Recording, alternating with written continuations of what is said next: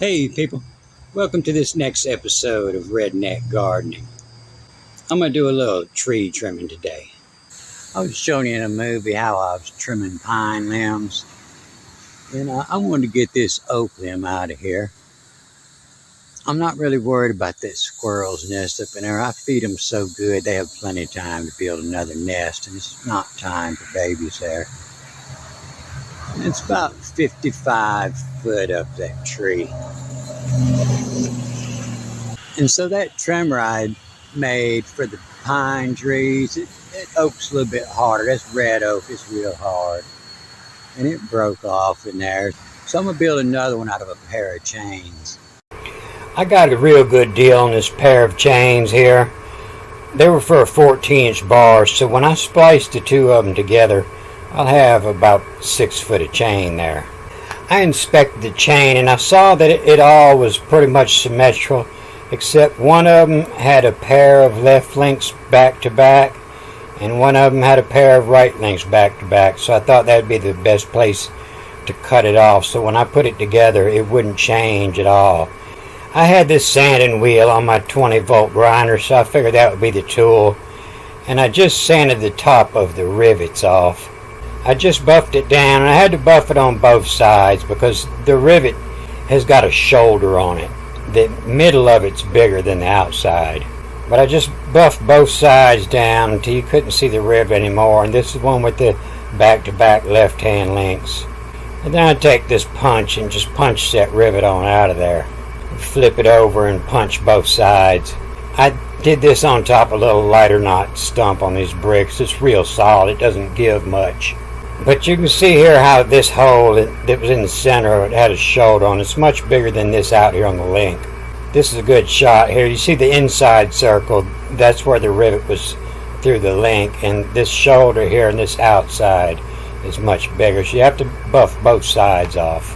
Then I put this link in my vise and I drilled it out to an 1/8 inch. And you can't use any Home Depot bits for this. This is really hardened steel, this chain.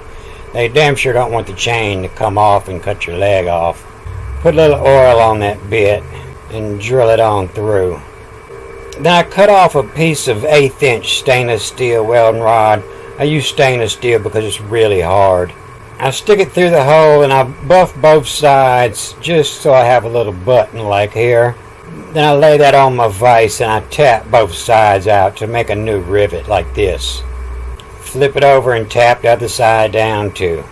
Then I take the rest of that 1/8 inch stainless steel welding rod and bend it on around. Put me a hook and a crook on it and match it up with the other side. Hammer, pliers, whatever it takes. And just because you see me doing it, don't try this at home. But when it's done, then I have 6 foot of chainsaw here to put on my line. I set these hooks opposite. One of them for the draw side and one of them for the return side, so I can flip the chain with the ropes when it's up in the tree. And so the idea of this is the one I was using on that pine was a really old chain. It was its last leg, and it had a big opening here, and it was grabbing too much. And I figured this new chain like this, the opening was smaller. I thought it wouldn't grab as much. It wouldn't grab because that red oak is really hard. So on the following edge of the chain, this is the side you're going to relief. You know, you're pulling from the other end to cut, and this is coming back. So when you're pulling up the tree, this side, you're going to pull up the tree. So you want to shape this and turn it this way in order for it to want to make the chain side go down a limb instead of coming back this way. But then on the opposite end of the chain, you do it backwards in case you want to take it down, you want to move it. You know, you want to make it a little smaller and tighter. This is the side that's going to need a big rope. You're going to be tension. You're going to be cutting this way. And this is a relaxed side. You'll use a little smaller rope. But if you want to take it down, you pull this over the limb and it'll flip the chain around the other way so you won't be cutting in. It'll put the back side of the chain against the limb. You'll be able to pull it out easier. Keep you from getting stuck. So I'm going to take my trusted fishing rod and got a piece of brass on there, good weight. And I'm going to try to cast that up right through that hole right there. I'm going to cut it about there. And I haven't been fishing in a while, but I guess I'm getting enough practice with these pine trees because I put it right on the spot on my first shot. I'm going to connect this spool of line and reel that line up over the top. And due to the side I want to be cutting from, I'm going to connect this with a double sheep shank to my following side, the small line. And then I'll start heaving that up. And then I'll connect this to this following end. You notice the end where the chain's not going to cut, so I can pull this over the limb with this small line with a bowline. And I'm going to make sure that this large line has gone over the top of the limb, so I'll have the large line to pull on because I can't pull this. This is just to draw it up there. Then I'm going to set this pulling hook on the other direction. So if I want to flip the chain over, it's apt to flip the chain around if I pull this over the limb. So I can rotate the chain from down here with each side of the line. And being this is a new chain, I might put a little bar oil on it. Most any kind of lubricant, but this bar lubricant, it sticks to chains high speed. And I'm going to crimp those around there. And this cloud is right on time, so I can start cutting. Move your lines, and anything expensive you might not want to get broken from an oak limb falling on it. Move those out of the way.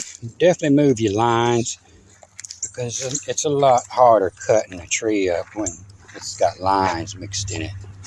And let me say this, if you see me doing something, it might not be something you want to do. I just do this to show you it can be done, but it's probably illegal to do it in your state. You see, I'm already missing a couple fingers.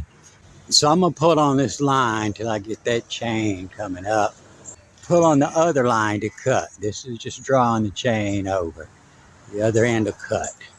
And you'll know as soon as you pull on the other line whether you got the chain flipped right. It's either going to slide, just ease it the other way, or it's going to bite. And I'm going to lean back toward this way because I want this limb to cut this way. So if I cut from over here, I'll cut the backside of the limb and make it want to rotate away from my well. And there was still too much tension, so I spread the lines out and tied the end to the fence and over here to the pole on the other end with just enough slack so I could run the chain in it.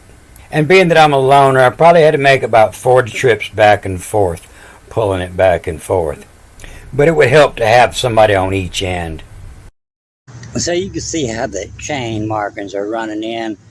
I had to spread that line out like that because if I just hung it over, it was grabbing too much. I couldn't pull it.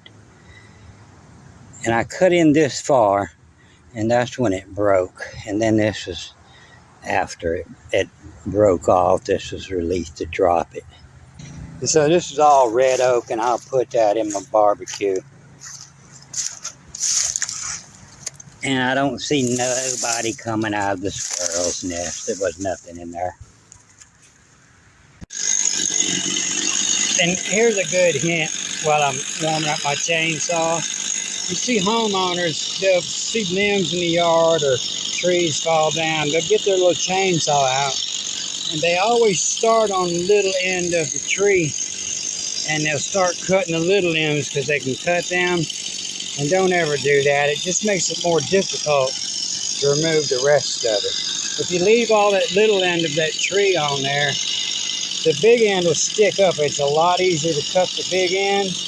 And as you cut it, it'll raise on up. The little limbs will raise it up off the ground. So you won't bind up when you're trying to cut it. See how it's up off the ground? I can butcher that up in little bitty charcoal bricks real easy.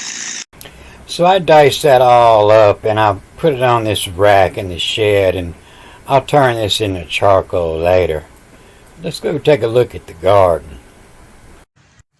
So this is the smallest of my pepper plants, and it's the first one to put on flower. It was real difficult. This one I direct sowed here. The rest of them I started them inside and transplanted them.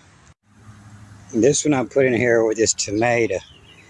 You see a flower just starting on there, but he still ain't liking the sunniest of the day. You see him wilting some. And then this one I transplanted up in this tube in this raised garden. You can see the buds just starting to come out. This is June 29th. And this radish in here, I had already made up my mind that I was going to let it go to seed. And it come a rain and it was growing so big it just totally erupted. So it's still going to go to seed. But sunflowers and watermelons love this weather the most. I got more coming up on the fence here. I think I'll build a little cradle for them, piece of netting, so they don't pull the vine down. And I put all the watermelons up on a block, help keep them from rotting. But this is my prettiest one. He was hidden off in that corner. I picked him up out of that corner a little bit, put him on the block. And these passion fruit, they are all coming on out. This is a flower before it opens. And this is, usually they don't get much bigger than this. You can see some on the outside the fence too. And here's one of those flowers opened up. It's already been fertilized. It's starting to close. See if I can find a pretty one that's open.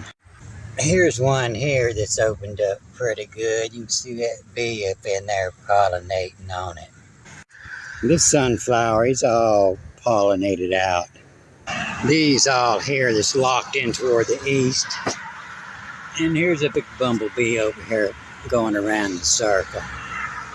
And this is pointing to the west. But he'll get to make many trips back to come around. All week long he'll be pollinating this. But it's been raining for several days, been overcast when it's not raining. It's cooled down a good bit, so my tomatoes are flowering again. And this pepper that's hidden off in here, he's finally doing good, so I think I'm going to pull this radish on out. Give him a little more space there. And cantaloupe looking pretty, and I'm not going to pick it till I can smell it. Till it smells like cantaloupe outside, it ain't ready. And got some tomatoes starting to redden on the vine. And the big wasp taking care of business. And this spider here, I've been watching him grow. I kept for 3 days in a row, I would be out here pulling weeds and forget he was there and get his web in my hair, but he moved his web over just a little bit so he wouldn't get me no more. And I've been watching a green spider on the back of this one. I don't see him. He must have found another flower to move to, but he's been catching these stem suckers on here that you just can't get rid of. They love these stems on these sunflowers.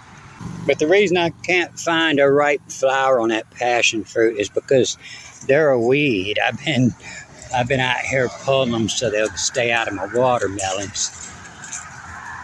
And I've just been leaving a couple of them down there where I had no watermelon. So I just had a little light rain just as I was finishing this up, and I went back outside to look, and this, we call this banana spider. It's not a banana spider, but we call it that because if you have banana trees, you always have these in there. And he had caught something, he was wrapping it up here. Looks like one of them stem suckers. And this spider here showed up on that western facing sunflower. Somebody identify that for me. And I saw this, what I believe is a milkweed assassin bug. And he's giving that stem sucker a taste of his own medicine. So that's it for this episode of Redneck Gardening. I'm going to cut this off here. Good day.